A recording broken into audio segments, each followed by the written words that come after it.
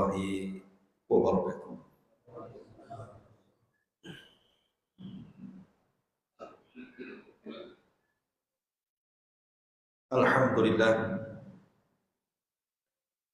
Alhamdulillahilladzi arsala rasulahu bil huda wa dinil haqq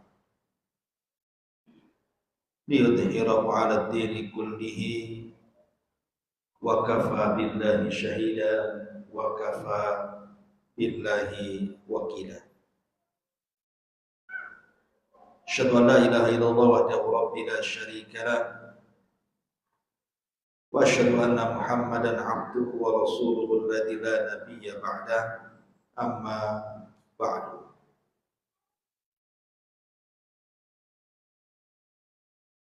Hadirin yang dimuliakan Allah Subhanahu wa taala. Alhamdulillah, di malam hari ini dengan izin Allah Subhanahu wa taala kembali kita bisa duduk untuk berthalabul ilmi. Dan malam ini karena sebentar lagi kita akan mengadakan ibadah kurban, maka kita fokuskan pembahasan di malam hari ini bicara tentang seputar fikih kurban.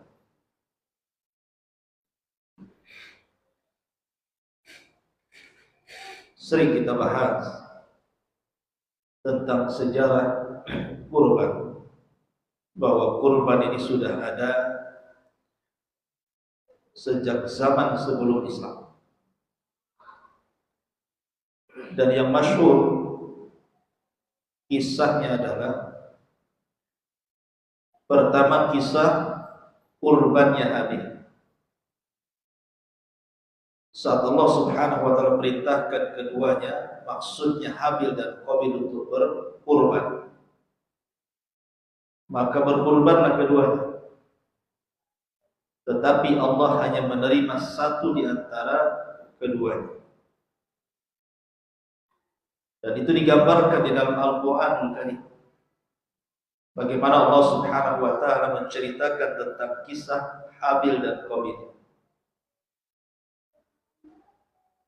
Kemudian yang kedua, kisah tentang Nabi Ibrahim alaihi salatu wassalam.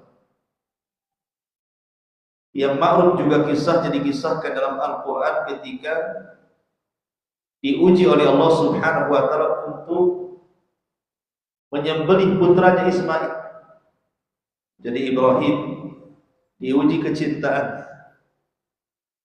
Apakah dia masih Khalilur Rahman, kekasih Allah Subhanahu wa ta'ala, di mana kecintaannya bulat 100% kepada Allah, ataukah sudah berbagi dengan Ismail putranya? Makanya Allah Subhanahu wa ta'ala uji Ibrahim untuk menyembelih putranya Ismail.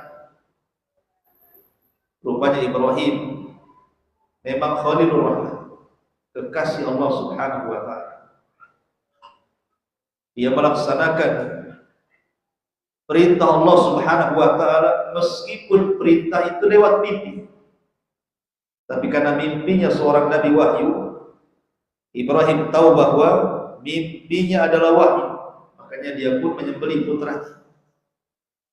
Tapi Allah Subhanahu wa ta'ala beri keajaiban, muncul mukjizat Ismail tidak bisa disembelih.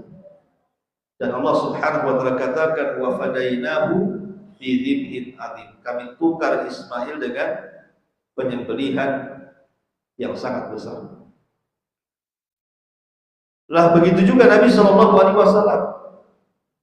Seumur hidupnya Nabi sallallahu alaihi wasallam sejak disyariatkan kurban sampai wafat, Rasul tidak pernah meninggalkan kurban. Setiap tahun 2 ekor kambing sampai beliau wafat. Dari sini ulama sampai mengatakan bahwa kurban itu bukan sunnah biasa, tapi sunnah muakkadah. Dan Rasul tidak pernah meninggalkan sampai wafat menyembelih kurban untuk dia dan keluarganya dan untuk umatnya. Baik, itu dari sisi sejarah. Kita akan ambil petik apa hikmah di balik kurban itu. Pertama, kurban itu ulama mengatakan al-udhiyatu syukrun lillahi ta'ala ala nikmatain al-mal wal hayat. Kurban itu adalah bentuk syukur seseorang kepada Allah atas dua nikmat yang Allah anugerahkan kepada kita. Pertama, nikmatul mal, nikmat harta, dan yang kedua, nikmat hidup. Nikmat harta dan hidup inilah yang kemudian nikmat yang sangat besar bagi kita. Maka sebagai bentuk syukurnya adalah dengan cara berkurban. Ini yang pertama. Kemudian yang kedua, kurban itu adalah syiar daripada syiar-syiar Islam.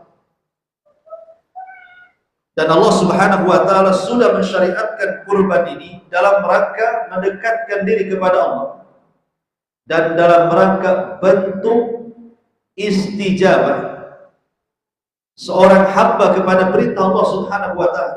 Bersegeranya seorang hamba ketika melaksanakan perintah Allah.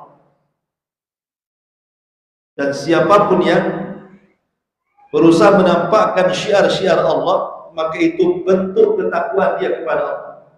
Makanya Allah mengatakan, "Wa man yu'azzim sya'airallah fa innaha min taqwal qulub." Siapapun yang mengagungkan syiar-syiar Allah, maka itu bagian daripada ketakwaan dalam hatinya. Ini yang kedua. Yang ketiga, kurban juga adalah bentuk syukur yang lebih luas daripada sekedar nikmat harta dan juga nikmat kehidupan, tetapi juga nikmat ditundukkannya binatang ternak kepada kita. Coba bayangkan ikhwatul fiddin yang dimuliakan Allah Azza wa Jalla.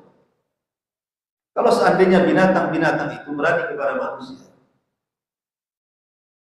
kira-kira manusia akan hidup bersama binatang? Tidak.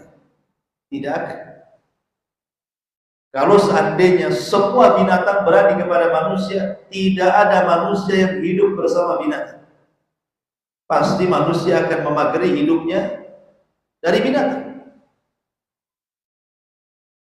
Tetapi dengan kuasa Allah Subhanahu wa taala, dari binatang jinak sampai binatang yang sangat-sangat kejam sekalipun, binatang buas seperti harimau, macan, sampai kepada buaya, mulai dari buaya laut sampai buaya darat, itu semua tunduk kepada manusia. Manusia bisa menundukkan, kan? Makanya ada istilah kebun binatang. Kebun binatang karena memang binatangnya ada di kebun itu dan dipelihara manusia. Mereka tunduk kepada manusia. Coba bayangkan, dengan ditundukkannya binatang kepada manusia, kita bisa memperlakukan binatang itu sesuai dengan keadaan kita. Ada binatang itu dibuat sirkus oleh manusia, ada binatang itu dibuat main-main gitu, untuk peliharaan manusia, dan macam-macam, untuk dipekerjakan di sawah, di ladang, di kebun, untuk jaga, dan begitu seterusnya, sampai kepada binatang yang disembelih dan kita makan dagingnya. Alhamdulillah, Allah masih anugerahkan kepada kita masih bisa makan daging kambing sampai saat ini. Bisa masih makan daging sapi. Kalau daging unta adalah itu harus ke Saudi. Artinya bahwa tiap hari kita bisa mendapatkan daging-daging itu, mau sapi, mau kambing gitu ya.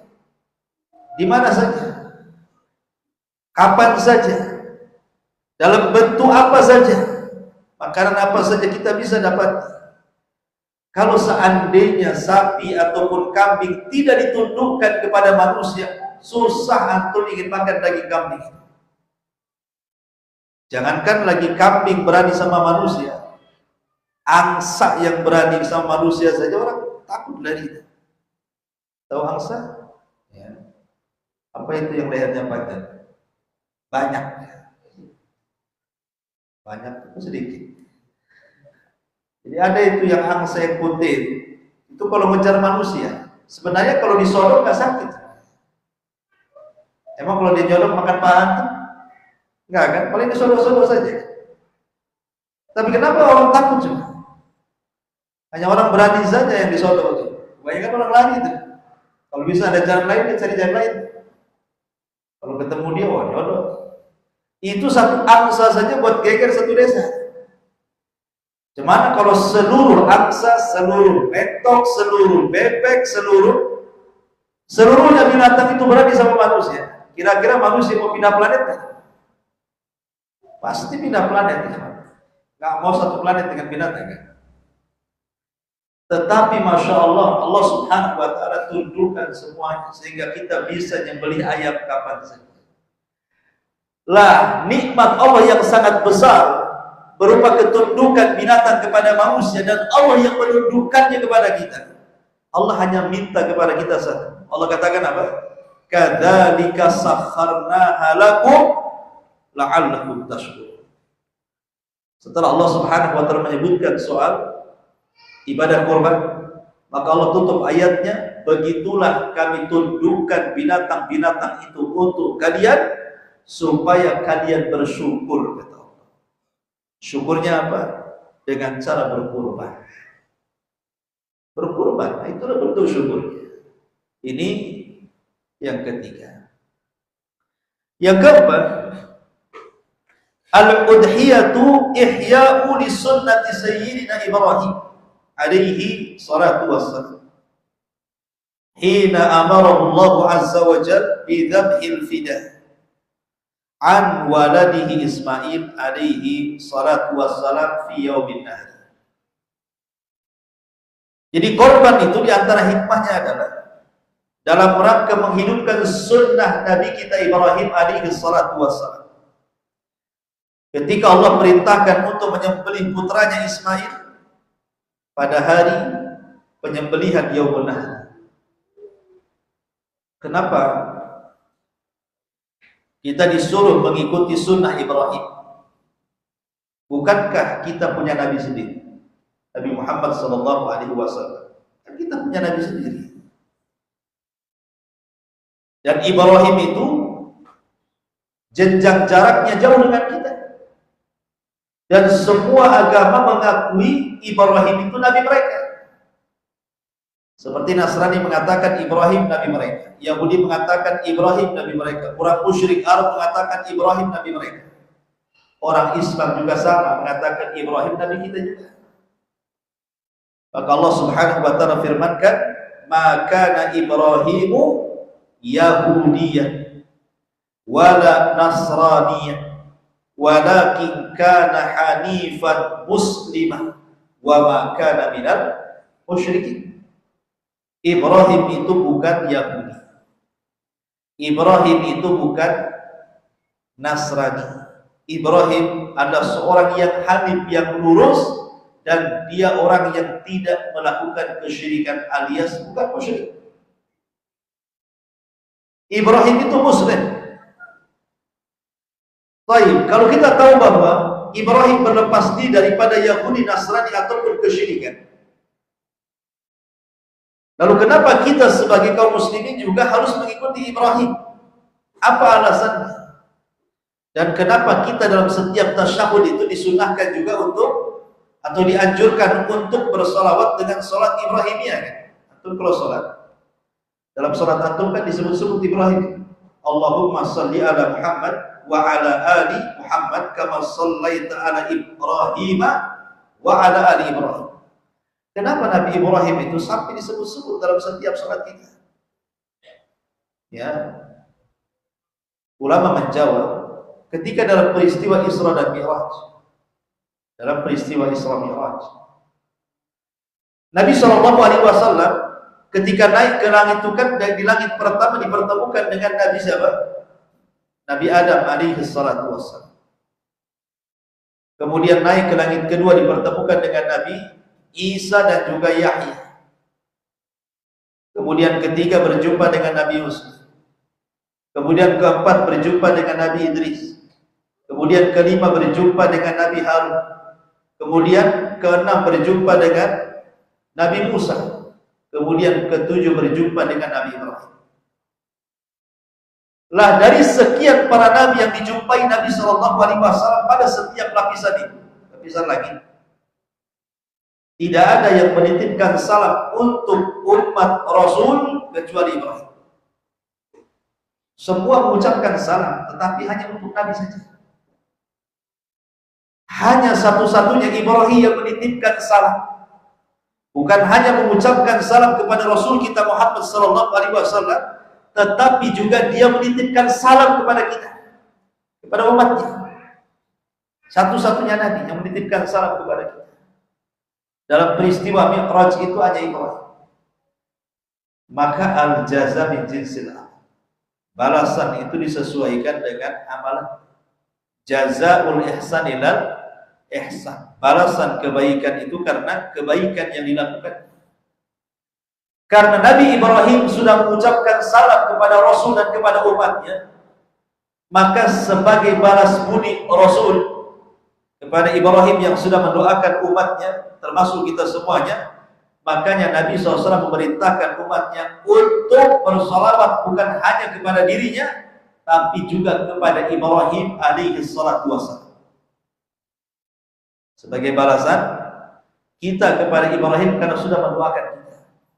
Makanya kita disuruh bersalawat dengan salat Ibrahimiyah, dan kita juga dituntut untuk mengikuti selain daripada Nabi sebagai panutan, juga Ibrahim alaihi salatu wassalam, karena dia adalah abul anbiya, bapaknya para nabi.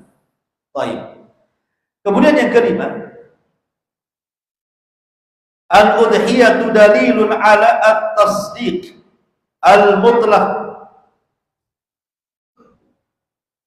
bahwa kurban ini dalil tentang pembenaran secara mutlak. Pembenaran secara mutlak kepada perintah Allah Subhanahu wa ta'ala. Coba bayangkan ketika Ibrahim alaihi salatu wassalam bermimpi. Dalam mimpinya dia menyembelih Ismail. Sampai-sampai ketika Ibrahim hendak melaksanakan mimpinya itu, sempat digoda syaitan. Ketika dia hendak sampai kepada Jumratul Aqabah, dihadap oleh iblis dan mengatakan, "Ya Ibrahim, atadbahu ibnataka li ajli ru'yah?" Wahai Ibrahim, apakah engkau akan menyembelih putramu gara-gara sebuah mimpi? Yang benar saja. Masa gara-gara mimpi kau sembelih putramu? Mikirlah. Kan itu hanya mimpi saja. Jadi syaitan itu memberikan was-was kepada Ibrahim. Tidak usah dilaksanakan, itu mimpi saja itu. Itu bukan perintah Allah. Tapi Ibrahim alaihi salatu wassalam menolak itu semua. Mengambil batu kemudian melempar. Sampai 7 kali lemparan dan bertakbir. Sehingga menjadi syariat lempar jumrah kan begitu. Dari sini Ibrahim ketika melempar syaitan dengan batu-batu kerikil kecil itu, karena syaitan memberikan was-was ketika dia hendak melaksanakan perintah Allah berupa menyembelih putranya Ismail sebagai kurban, menunjukkan bahwa bagaimana Ibrahim menanamkan kepada kita at-tasdiqut tam, at-tasdiqul mutlaq, pembenaran secara mutlak bahwa itulah perintah Allah Subhanahu wa ta'ala tanpa ada keraguan. Ibrahim melaksanakan kurban, menyembelih Ismail. Artinya kita juga sama ketika Allah Subhanahu wa ta'ala mengatakan, "Fasholli li rabbika wanhar." Salatlah untuk Rabb dan menyembelihlah. Kalimat menyembelihlah ini adalah perintah dari Allah Azza wa Jalla. Sebagaimana Ibrahim tidak ragu-ragu melaksanakan perintah walaupun dalam mimpinya, maka harusnya kita juga jangan ragu-ragu dalam melaksanakan perintah kurban, karena ada perintah dalam Quran untuk dilaksanakan. Gak boleh ragu-ragu, gak usah mikir-mikir. Ada uang, beli kambing, sembelih, selesai. Baik, ini juga diantara hikmah kurban. Kemudian yang keenam, di antara hikmah kurban adalah al-udhiyatu syairatun. Al-udhiyatu syairatun yata'allamul mu'minu min khilali fi'liha as-sabr. Jadi kurban ini juga termasuk syiar di mana seorang muslim ketika melakukan kurban itu ada hikmah di dalamnya berupa meneladani kesabaran Ibrahim alaihi salatu wassalam. Meneladani kesabaran. Ini di antara hikmahnya. Ya, hikmah daripada pensyariatan kurban. Dan lebih daripada itu, kurban ini juga adalah dalam rangka taqarrubnya, mendekatkan diri kepada Allah. Bahkan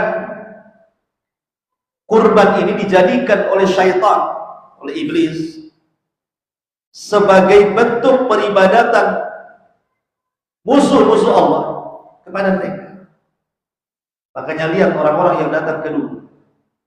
Orang datang ke dukun itu, sebagian mereka kan disuruh untuk menyembelih. Disuruh untuk menyembelih kan, untuk berkorban kan. Entah kurban ayam, entah apalah pokoknya. Terkadang dukun-dukun ini aneh-aneh juga perintahnya belinya kan.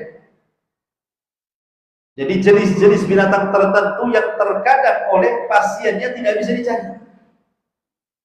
Kamu harus kurban sembelih seekor bebek warna hitam, tak boleh ada putihnya, dan dia bebek yatim, tak boleh ada orang tuanya. Dari mana tuh tahu dia yatim gak yatimnya bebek? Kata dukun, kamu gak akan tahu mana bebek yatim. Saya tahu. Ya, cuman ya harus ada tambahan biaya. Karena ada alat untuk ngeceknya. Maksudnya supaya nambah uang. Sebenarnya dia dusta, dia sendiri tidak tahu mana yatim gak yatim. Apalagi yatim piatu. Artinya bahwa dukun-dukun itu terkadang membuat praktek penyembelihan untuk syaitan.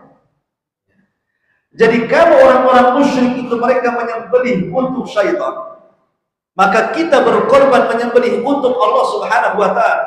Berarti ibadah kurban itu adalah ibadah mulia karena dalam rangka menyelisihi sembelihan orang-orang musyrik kepada syaitan. Kalau kita umat Islam menyembelih karena Allah, tapi mereka menyembelih karena syaitan. Seperti orang-orang jahiliyah itu. Apabila mereka membangun rumah atau masuk ke rumah baru, maka mereka akan membuat selamatan rumah, kemudian menyembelih kurban dengan cara apa? Darah kurban itu diletakkan, diusapkan di rumah-rumah yang akan ditempati. Begitu mereka. Atau terkadang kemudian mereka berjalan di tempat-tempat yang angker, kemudian mereka pun diganggu oleh syaitan. Sebagian mereka akhirnya kemudian menyembelih binatang untuk sesajen kepada berhala mereka.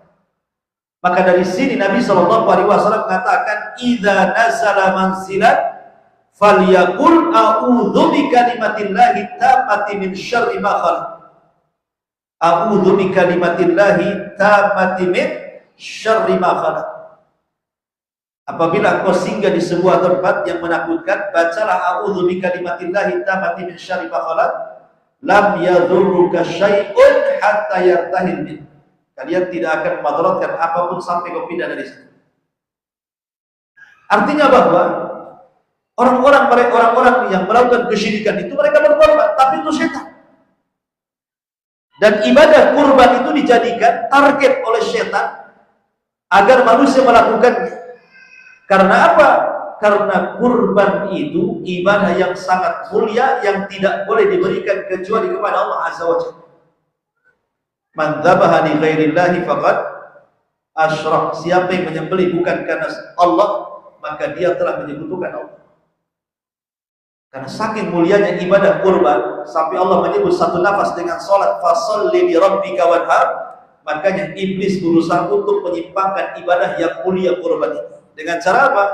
Diniatkan korban kepada selain Allah Subhanahu wa ta'ala. Maka ketika antum berkorban, berarti antum sedang mendekatkan diri kepada Allah dengan sedekat-dekatnya. Ini juga diantara hikmahnya. Berarti di sini ada hikmah tarbiyatu ala al-ubudiyah, ada tarbiyah di dalam ubudiyah, sesembahan kita kepada Allah Subhanahu wa taala, dan ada iklan tauhid, mengiklankan tauhid, karena kurban itu bentuk tauhid. Qul innas salati wa nusuki wa mahyaya wa mamati lillahi rabbil alamin. Katakan, sesungguhnya salatku, penyembelihanku, hidupku dan matiku aku serahkan kepada Allah Subhanahu wa taala. Dan lebih daripada itu, ikhwan, di dalam korban ini ada ibadah yang paling dicintai Allah. Di balik kurban itu ada ibadah yang paling dicintai Allah Subhanahu wa taala. Apa itu? Rasa suka hati atau kebahagiaan yang kita masukkan ke hati manusia lain yang beriman.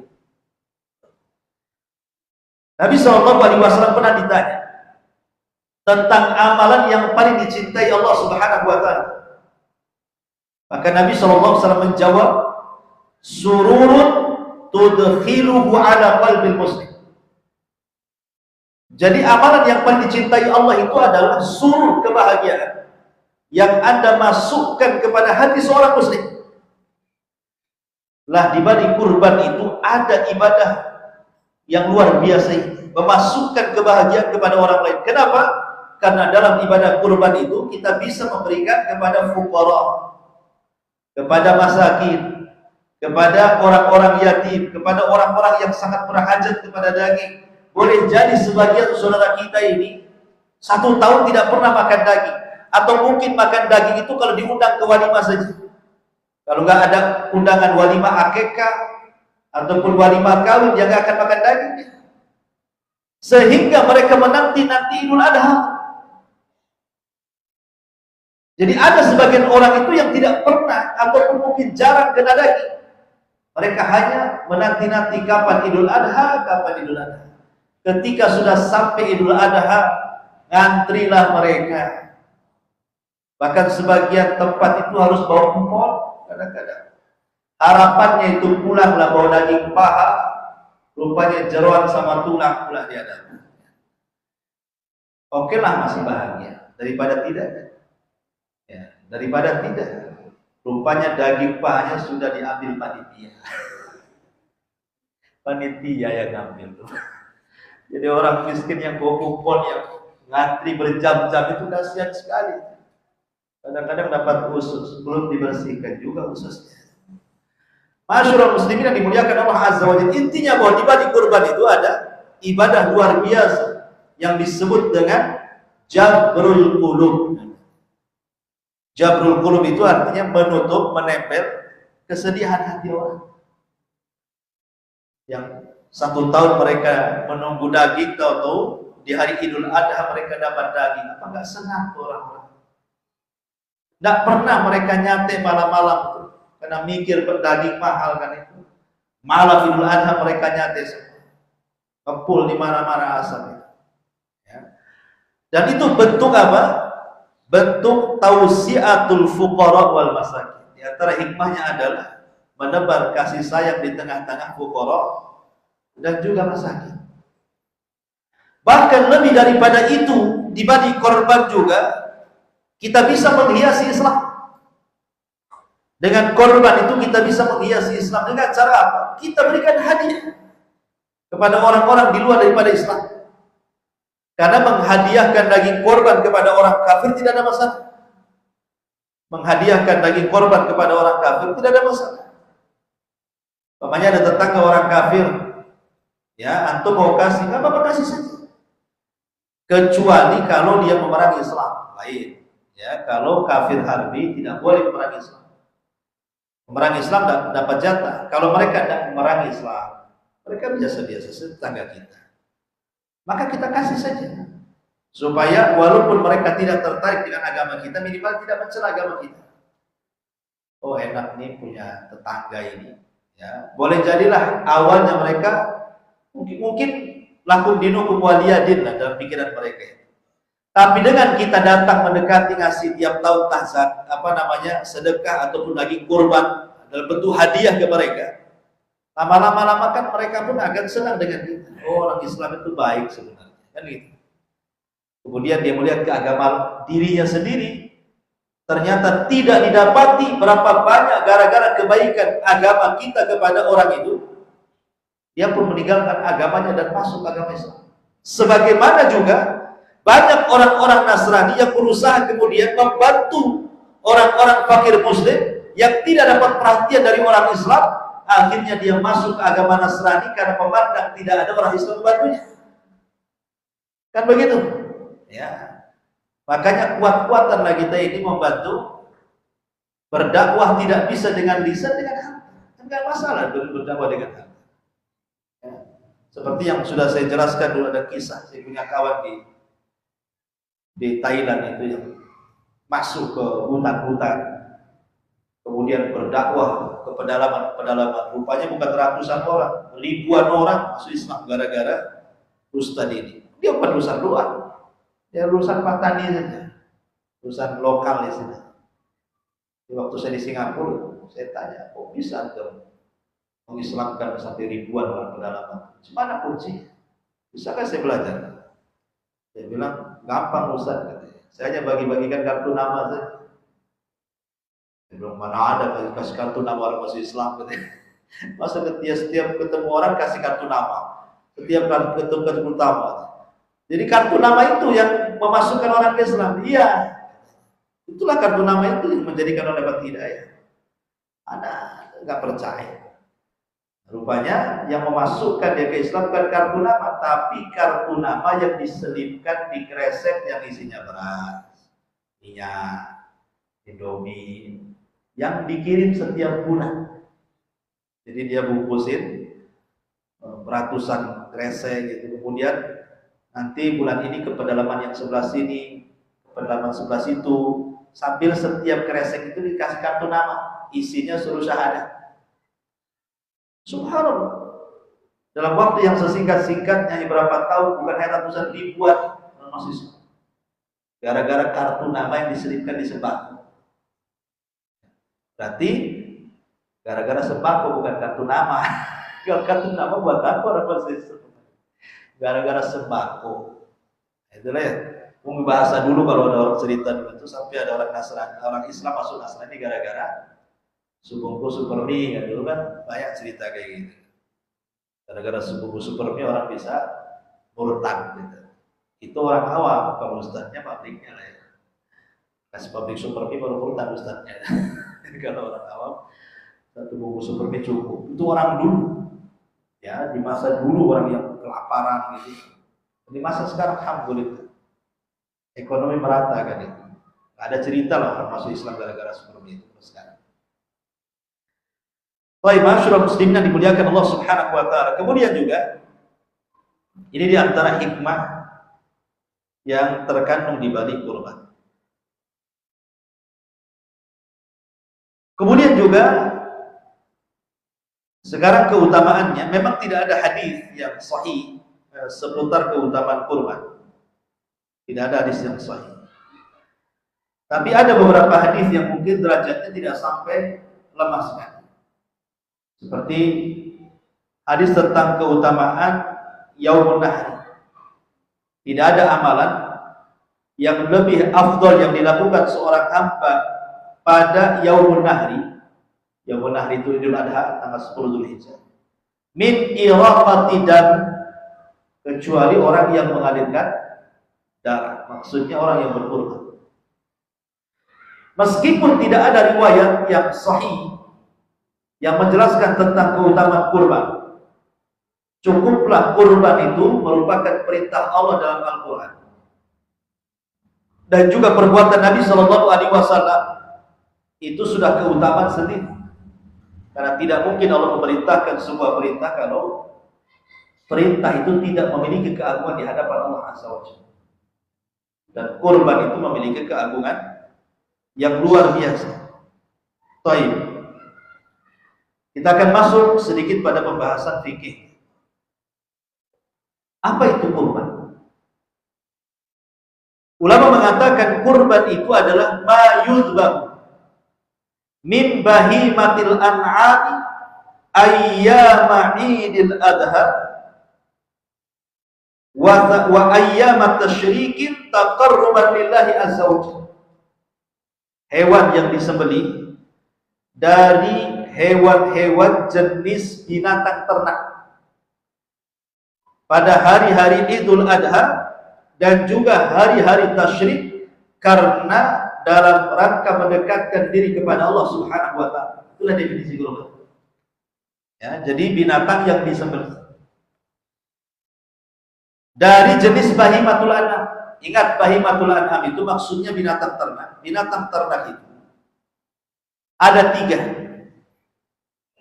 Dari 3 ini bercabang dengan jenis-jenisnya. Pertama unta, yang kedua sapi, dan yang ketiga kambing. Adapun yang jenis-jenisnya, kambing dengan segala macam jenisnya, karena kambing kan banyak jenisnya. Ada domba yang disebut dengan al-dhamm, ada kambing kacang yang disebut dengan maiz. Berarti boleh berkurban dengan kambing kacang maiz ataupun berkorban dengan kambing domba al-dhamm. Dan dengan segala macam bentuknya, karena macam-macam bentuk kambing itu. Yang kita kenal di Batam cuma 2 ini. Tapi ada bentuk-bentuk kambing yang jenisnya lain itu kalau di luar negeri. Yang jelas selama masih dikatakan kambing, masih ngembek dia, boleh disembelih sebagai kurban. Kemudian juga sapi dan semua jenisnya. Seperti jenis-jenis sapi itu kan ada kerbau. Nah, kerbau itu masuk pada jenis sapi. Berarti boleh seseorang itu berkorban dengan kerbau, banteng gitu ya. Itu kan jenis-jenis sapi juga tuh, banteng, kerbau. Nah, itu bisa dikorbankan. Tapi kuda beda. Kalau kuda bukan jenis kerbau, kuda beda lagi. Makanya tidak boleh kurban dengan kuda. Ya, tidak boleh kurban dengan kuda. Tapi harus dengan sapi dan yang sejenisnya kurban. Apa kerbau, banteng gitu. Saur dalam bahasa Arab. Ya, termasuk juga unta. Inilah yang boleh dikurbankan. Berarti selain daripada binatang ternak jenis 3 ini tidak boleh dikurbankan. Walaupun besar. Walaupun besar. Seperti mamanya yang besar kayak jerapah, itu kan besar tuh. Nggak bisa dikorbankan. Ya. Apalagi yang besar itu. Ataupun burung unta. Ya. Walaupun ada untanya kan burung. Bisa dikorbankan? Tidak bisa. Karena itu jenis burung, bukan jenis unta. Ya, intinya bahwa yang bisa dikorbankan cuma 3 ini saja. Unta, sapi, dan kambing. Kapan itu dikorbankannya? Ayyama idil adha wa ayyamat tasyrikin. Ketika datang Idul Adha, berarti tanggal 10 bulan Dzulhijjah, dan hari-hari tasyrik, maksudnya hari-hari tasyrik itu dimulai tanggal 11, 12, 13 bulan Dzulhijjah. Berarti kesempatan menyembelih kurban itu 4 hari. Tanggal 10, tanggal 11, tanggal 12, dan tanggal 13. Itulah hari tasyrik. Kata Rasulullah SAW, ayyamu tasyrik, ayyamu aklin wa syurbin. Hari tasyrik itu hari makan-makan dan minum-minum. Makanya di tanggal 13 hari tasyrik tidak boleh puasa ayyamul bid. Walaupun sudah tanggal 13, karena itu masih Idul Adha. Masih makan-makan. Ya. Berarti kalau seandainya seseorang itu baru mendapatkan uang, atau baru dikasih uang nih tanggal 11 baru bisa beli kambing, nggak apa-apa, beli kambing tanggal 11, atau beli kambing di tanggal 12, atau beli kambing di tanggal 13-nya selama matahari belum terbenam di tanggal 13, maka masih bisa berkorban. Tetapi al-mubadaratu ilal khairi, berlomba-lomba menyegerakan untuk menyembelih kurban itu lebih baik dibandingkan mengakhirkan. Karena ada orang yang mengakhirkan menyembelih dengan alasan biar murah kambingnya. Kalau sudah hari ketiga ini biasanya ditambah yang murah-murah, karena nggak ada yang beli kan. Saya nunggulah hari ketiga lah kan. Kalau alasannya biar murah, itu tidak bisa diterima, karena yang memulakan korban itulah yang paling afdal. Jadi setelah sholat mendengarkan khutbah langsung berkorban, itu seutama-utama amalan menyegerakan kurban. Dan mengakhirkan korban dengan alasan biar murah, nah ini lain lagi, alasan ini tidak masuk di akal. Ya karena justru sesuatu yang paling afdal kurban itu yang paling gemuk dan yang paling mahal kan itu. Karena biasanya kalau mahal pasti gemuk, kalau murah pasti kurus. Nah, biasanya begitu. Coba kita beli kambing yang harga 10 juta, mahal kan? Dengan kambing yang harga 2 juta, kemudian selfie-kan keduanya, kira-kira mana yang gemuk, mana yang kurus? Ya tidak mungkin yang 2 juta gemuk, yang 10 juta kurus, itu tak tukar. Tapi itulah seafdal-afdalnya kurban, kata Rasul kan.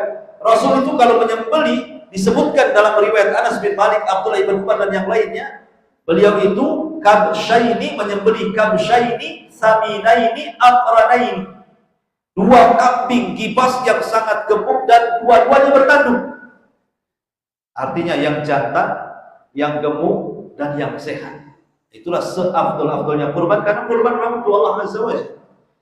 Dan diniatkan taqarrub ila Allah Azza wa Jalla dalam rangka mendekatkan diri kepada Allah Subhanahu wa taala. Ini secara definisi kurban. Adapun kurban itu sendiri, ikhwatu fillah, muliakan Allah Azza wa Jalla, ketika disembelih kurban itu, maka pembagian kurban juga dibahas oleh para ulama, seperti yang diriwayatkan dari Abdullah ibn Abbas radhiyallahu anhu, ya'kul wa huwa thuluth wa yut'im man arada thuluth wa yatasaddaq 'alal masakin bithuluth. Kata Abdullah ibn Abbas radhiyallahu anhu, hendaklah orang yang berkorban itu makan dari sepertiganya, memberi makan kepada fuqara dan masakin sepertiganya, dan memberikan hadiah kepada yang lainnya sepertiganya. Berarti pembagian menurut Abdullah ibn Abbas radhiyallahu anhu dalam kurban itu ada dibagi 3. Sepertiga yang berkorban, sepertiga dihadiahkan, dan sepertiga disedekahkan. Karena ada kasus begini, Pak. Ada juga yang sampai ke telinga saya. Saya kapok katanya naruh kurban di tempat itu. Tempat itu bukan buat Renes, pokoknya tempat itu. Kenapa kok kapok, akhi? Iyalah, kan harapan saya itu, saya pengen saya naruh kurban di tempat itu, ya kan keterangan ustaz-ustaz, termasuk ustaz juga, kan yang korban dapat sepertiga. Kan sepertiga lumayan lah, saya bisa makan untuk keluarga, bagi-bagi ke tetangga, atau bagi-bagi ke kerabat gitu. Ini enggak cuma dapat kresek saja gitu. Kresek gede, atau besar, atau kecil, saya bilang. Satu kresek, kalau kresek tong sampah ya 1 kambing juga, saya bilang. Ada kresek kecil, cuma aja berapa? Nggak sampai 2 kilo gitu. Sementara kambing itu bisa sampai 20 kilo gitu. Nah, akhirnya kan kecewa. Kecewanya kenapa? Karena nggak dapat bagian. Nah, maka ini juga perhatian kepada antum di sini ya, panitia. Kalau ada orang menitipkan korban di sini, kasih lebih banyak yang korban itu, supaya dia tiap tahun korban di sini. Jangan sepertiga, kalau bisa dilebihkan. Boleh jadi dia ingin nyimpan, dia ingin kasih tetangga kan gitu ya.